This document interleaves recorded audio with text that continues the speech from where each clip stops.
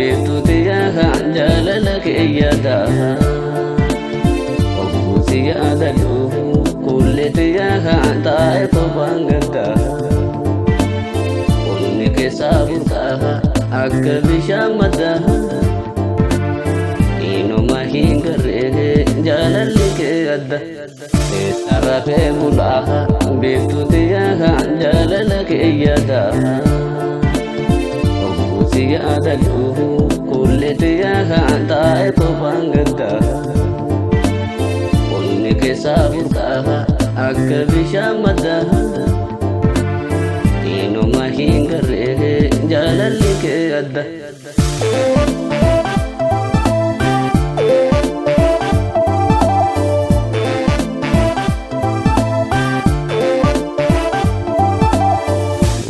Odi caaltu handhuura soolanii anaaf si jettettis jaalala ijaarii karaa kamtu fiida karaa mana keetti waan jettee naan jedhii hunnin kiyyate odi caaltu handhuura soolanii anaaf si jettettis jaalala ijaarii karaa kamtu fiida karaa mana keetti wanjite naan jedhii hunnin kiyyate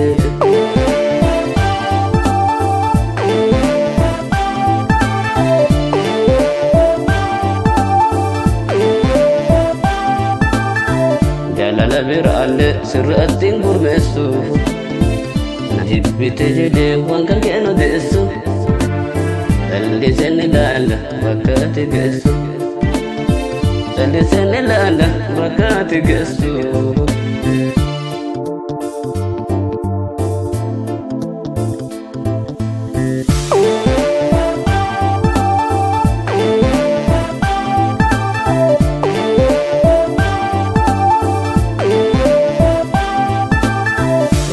rafee bulaa beektu tiyyaa jaalala keeyyataa obbuu si yaadadhu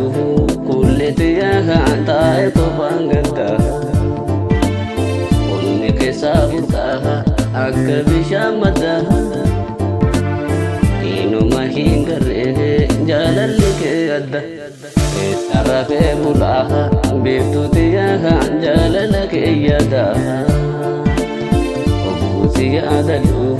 kulli tiyyaa taa'e kophaan gaddaa onni keessaa burqaa akka bishaan maddaa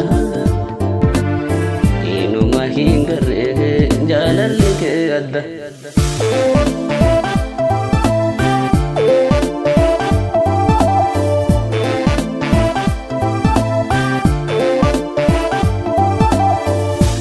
odi caaltu handhuura soolanii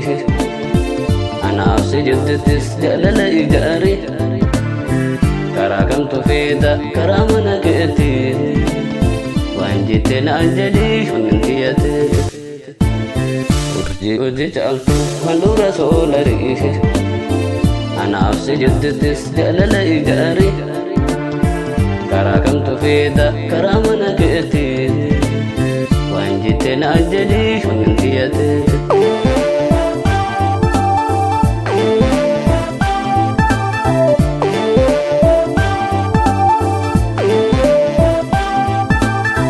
jaalala biraalle sirratti hin gurmeessu